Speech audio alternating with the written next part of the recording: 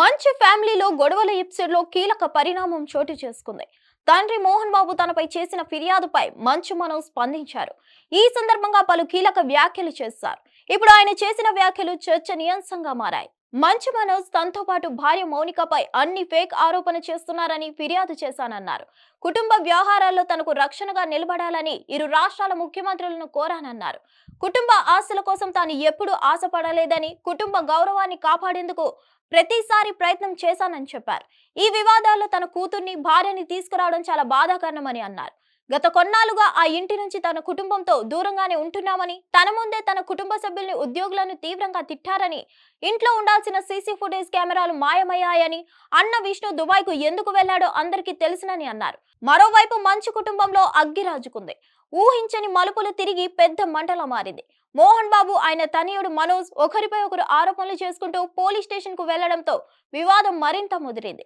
ఆస్తుల పంపకాల విషయంలో మోహన్ బాబుకు, ఆయన చిన్న కొడుకు మనోజ్ కు మధ్య గొడవ జరిగినట్లు, ఇద్దరు కొట్టుకున్నట్లు మీడియా వర్గాల్లో వార్తలు హల్చల్ చేశాయి. అదంతా నిజం కాదని, అబద్ధపు వార్తలు ప్రచారం చేయొద్దని మోహన్ బాబు ట్విట్టర్ లో ప్రకటించిన కొన్ని గంటలకే బంజారాహిల్స్ లోని ఓ ప్రైవేట్ ఆసుపత్రిలో ఎమ్మెల్సీ చేయించిన మనోజ్ ఆ మెడికల్ రిపోర్ట్లతో సహా వెళ్లి పహాడీ షరీఫ్ పోలీసులకు ఫిర్యాదు చేశారు. తనకు, తన కుటుంబానికి ప్రాణహాని ఉందని, 10 మంది గుర్తు తెలియని వ్యక్తులు తమ ఇంటికి వచ్చి గట్టిగా అరుస్తూ భయభ్రాంతులకు గురి చేశారని, వారిని అడ్డుకునే సమయంలో తనపై దాడి చేశారని, ఇంటి ఆవరణలోని సీసీటీవీ ఫుటేజ్లు ఎత్తుకెళ్లారని, దుండగులను పట్టుకొని చట్ట ప్రకారం శిక్షించాలని మనోజ్ ఆ ఫిర్యాదులో పేర్కొన్నారు. ఇదిలా ఉండగా తన కొడుకు మనోజ్, ఆయన భార్య మౌనిక, వారి అనుచరుల ద్వారా తనకు ప్రాణహాని ఉందని, రక్షణ కల్పించాలని రాచకొండ సిపికి మోహన్ బాబు ఫిర్యాదు చేశారు. ఈ మేరకు సిపికి రాసిన లేఖను మోహన్ బాబు మీడియాకు విడుదల చేశారు. కొంతమంది సంఘ విద్రోహ శక్తులతో కలిసి తన ఇంటిని, ఆస్తులని లాక్కోవాలని చూస్తున్నారని ఆ లేఖలో పేర్కొన్నారు.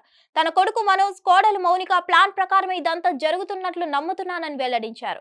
తను 78 ఏళ్ల సీనియర్ సిటిజన్ అని, తనను రక్షణ కల్పించాలని అభ్యర్థిస్తున్నట్లు సిపికి రాసిన లేఖలో మోహన్ బాబు పేర్కొన్నారు. తన తండ్రి, అన్న విష్ణు అనుచరులు తనపై దాడి చేశారని, మనోజ్ పోలీస్ స్టేషన్ కు వెళ్లడం, మనోజ్ దంపతుల వల్లనే తనకు ప్రాణహాని ఉందని మోహన్ బాబు సిపికి లేఖ రాయడం వంటి ఊహించని మలుపులతో కథ క్లైమాక్స్ కు చేరింది.